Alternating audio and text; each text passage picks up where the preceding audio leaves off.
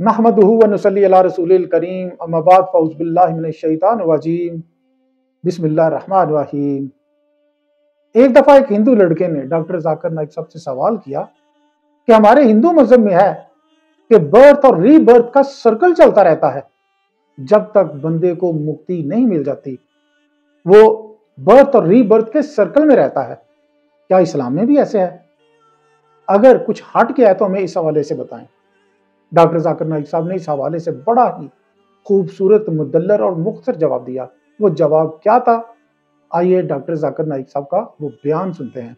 धन्यवाद डॉक्टर जाकिर नाइक साहब। मेरे जिस्म का दिया गया नाम डॉक्टर वर्मा है और मैंने कुरान शरीफ भी पढ़ी है, बाइबिल भी पढ़ी है और वेदवाद की थोड़ा सा अध्ययन किया है। मैंने कुरान में सारी बातें अच्छी पाई हैं, किंतु एक बात मेरी समझ में अभी तक नहीं आई है। ये हिंदूवादी वो कहते हैं कि जन्म होता है और कुरान में एक बात आती है कि मुर्दे जिंदे किए जाएंगे। ये दो बात मेरी समझ में अभी तक नहीं आई है। हिंदू तकवा कहता है, उन्हें देखा कि जन्मवाद के जन्म होता है, मैंने डिस्कवरी चैनल में भी ये चीज़ें देखी हैं।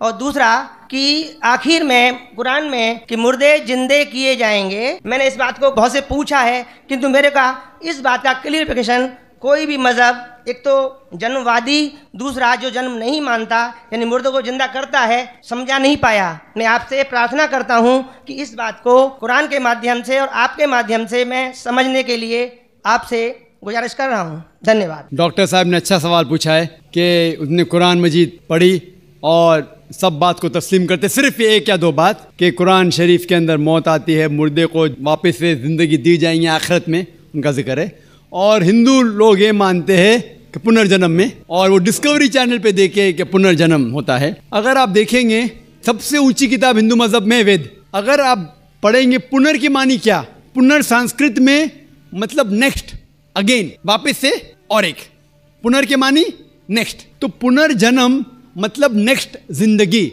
और एक जिंदगी। अगर आप कुरान शरीफ पढ़ेंगे कई आयते हैं कि अल्लाह सुब्हाना व तआला ने आपको जिंदगी दी, पहले आप थे नहीं, फिर जिंदगी दी, इस धरती पे आए, फिर आपको मौत देंगे, फिर आखिरत में उठाया जाएगा। आप जो कर रहे मुर्दों को जान दी जाएंगे आखिरत में, ये हम मानते हैं कि एक बार हम इस धरती पे आते, नेक्स्ट लाइफ इज आखिरत। उसी तरीके से वेद में भी जिक्र है अबाउट पुनर्जन्म, नेक्स्ट लाइफ, सेम हूबहू जिस तरीके से कुरान में लिखा हुआ है। लेकिन आम हिंदू मजहब के जो गुरु है, स्वामी हैं, इन लोग जब ये जानने लगे, एक उनको कठिनाई पेश आई, वो देखने लगे कि कई इंसान जब पैदा होते हैं with congenital defects, heart problem, heart defects, limb problem, कोई अमीर पैदा होता है, कोई गरीब पैदा होता है, तो भगवान ही कैनॉट बी अनजस्ट, भगवान अनजस्ट नहीं हो सकता है कि कोई इंसान को हेल्दी पैदा करता है सेहत के साथ, कोई इंसान को कंजेनाइटल दिल की बीमारी से पैदा करता है, कोई इंसान को अमीर घर में पैदा करता है, कोई इंसान को गरीब घर में, तो भगवान अनजस्ट नहीं हो सकता है, ना इंसाफ नहीं हो सकता। तो ये जो स्वामी लोग हैं, इन लोग ने एक नई चीज निकाली, संस्कारा। हिंदू मजहब में कहते संस्कारा, जो इंग्लिश में कहते हैं cycle of birth and rebirth, transmigration of soul. अंग्रेजी में कहते ट्रांसमाइग्रेशन ऑफ सोल, क्योंकि आप डॉक्टर है, आप जानते होंगे। ट्रांसमाइग्रेशन ऑफ सोल अंग्रेजी में कहते, संस्कृत में कहते संस्कारा, birth death, birth death, birth death. कहीं भी वेद में नहीं लिखा हुआ है कि birth death, birth death, birth death, कहीं भी वेद में नहीं लिखा है। चैलेंज है मेरा, ये इन लोग को मिलता है भगवत गीता के श्लोक से। भगवत गीता का श्लोक चैप्टर नंबर 2 में, वर्स नंबर 22 में, उसमें लिखा हुआ है कि जब कोई शख्स अपने कपड़े निकालता है तो वो नए कपड़े पहन लेता है, उसी तरीके से रूह एक नई जिस्म में जाती है। और ये भद्यांकर उपनिषद में भी इसका जिक्र है, आप पढ़ेंगे कि when a caterpillar climbs up the grass of blade, he jumps to a new grass. Same way the soul takes a new body. जिस तरीके से कैटरपिलर घास के ऊपर चढ़ता है और दूसरे घास पे जाता है, उसी तरीके से रूह एक नई बॉडी के अंदर जाता है। तो इस श्लोक के बुनियाद पर इन लोग ने एक फिलॉसफी पैदा की, संस्कारा, कि इंसान जो कर्म के बेस के ऊपर, कर्म और धर्म की फिलॉसफी, कर्म मतलब अच्छे कर्म करोगे धर्म के हिसाब से, तो अगले जन्म में आप अच्छे पैदा होंगे। अगर आपके कर्म बुरे होंगे तो अगले जन्म में आप हो सकता है कि लूला पैदा होंगे या लंगड़ा पैदा होंगे। और जो कहते हैं कि आप इंसान 7 बार बनेंगे। ये कौन कहता है? वेद नहीं कहती, ये स्वामी जी लोग कहते हैं। कोई वेद में कहीं लिखा नहीं है, क्योंकि उनको ये नहीं कह सकते थे कि इंसान क्यों गरीब पैदा होता है, क्यों अपाहिज पैदा होता है। उनकी सोच कम थी, इसीलिए नई फिलॉसफी लेके आए, ट्रांसमाइग्रेशन ऑफ सोल। आप तो डॉक्टर है, मैं भी डॉक्टर हूं।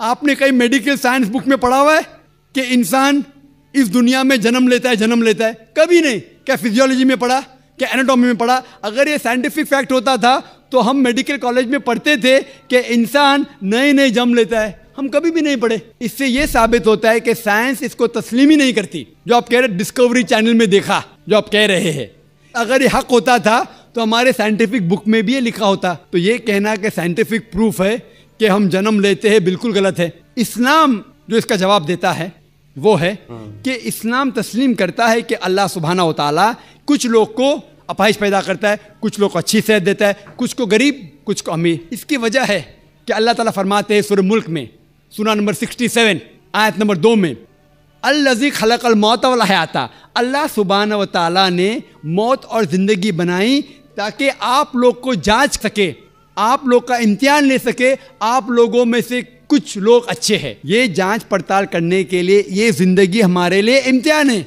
और अल्लाह ताला फरमाते हैं सूरह अनफाल में, सूरा नंबर 8 आयत नंबर 28 में, कि आपके बच्चे और आपकी जायदाद आपके लिए फितना है।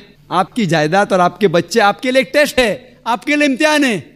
अल्लाह ताला कुछ लोग को गरीब घर में पैदा करता है, कुछ लोग को अमीर। जो लोग अमीर है उनके लिए इम्तिहान है कि वो ज़कात देते क्या नहीं। जैसा कि मैंने कहा मेरी तकरीर में, तीसरी बुनियादी बात इस्लाम में है ज़कात। जिस शख्स के पास 85 ग्राम से ज़्यादा सोना है या उसके मुकाबले में धन है, उसको 2.5% ज़कात देना फ़र्ज़ है। जो आदमी अमीर है, कुछ अमीर लोग बराबर ज़कात देते, कुछ लोग आधा देते, कुछ लोग देते ही नहीं। तो अमीर इंसान को शायद 100% मार्क्स मिले या 50% मार्क्स मिले या 0% मिले।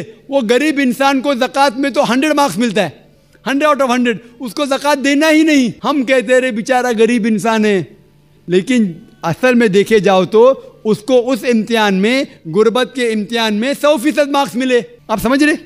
इसी तरीके से अल्लाह ताला कहते हैं कि आपके बच्चे आपके लिए इम्तिहान है। हो सकता है मिसाल के तौर पे एक अच्छे जोड़ी है, अच्छे मुसलमान है, 5 टाइम नमाज पढ़ रहे हैं, हज को गए हैं, रमज़ान में रोज़ा रखते हैं, ज़कात देते हैं। अल्लाह ताला उनका और बड़ा इम्तिहान लेना चाहता है। जितना बड़ा इम्तिहान उतना बड़ा इनाम। मिसाल के तौर पे अगर आप BA पास करते तो आपको सिर्फ ग्रेजुएशन मिलता है। अगर आप MBBS पास करते आपको डॉक्टर कहलाया जाता। डॉक्टर मतलब ऊंचा ओहदा।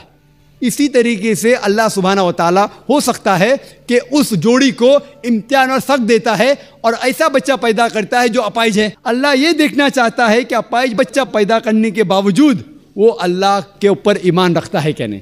अगर ईमान रखता है तो अल्लाह उसे जन्नत फिरदौस देना चाहता है। और कठिन इम्तिहान और बड़ा इनाम। हो सकता है कि वो इम्तिहान में फेल हो जाएगा। तो ये कुरान की आयत है, आपके बच्चे आपके लिए इम्तिहान है। कभी कोई भी अगर कलामिटी आती है, कोई भी आपको नुकसान होता है, इधर वो आपके लिए इम्तिहान है या आपके लिए सज़ा है। जब भी कोई भी आपको इनाम मिलता है वो इधर आपके लिए इम्तिहान है या आपके लिए रिवॉर्ड है। तो इसी तरीके से क्योंकि हिंदू मज़हब के जो स्वामी हैं वो इसको नहीं समझ सके, इसीलिए एक नई फिलॉसफी संस्कारा लेके आए जो बिल्कुल वेद में नहीं लिखी है। वेद बात करता है पुनर्जन्म। पुनर्जन्म मतलब नेक्स्ट लाइफ, जिसका जिक्र कुरान में भी है, आखिरत की ज़िंदगी। तो वेद और कुरान सेम ज़िंदगी क्या बात कर रहा है कि इस दुनिया में आप आते हैं, एक बार आते हैं, सही तरीके से जिएंगे तो एक बार काफ़ी है, और ये दुनिया आखिरत के लिए इम्तिहान है। इजाज़त दीजिए इस दुआ के साथ कि अल्लाह पाक हमें खुशियाँ दे और खुशियाँ बांटने की तौफीक दे।